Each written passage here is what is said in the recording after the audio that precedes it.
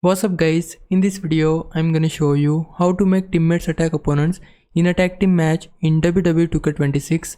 When you are ready to go for a pin, the opponent's tag partner will usually try to enter the ring and break the pin. To stop that from happening, you can command your own tag partner to attack them.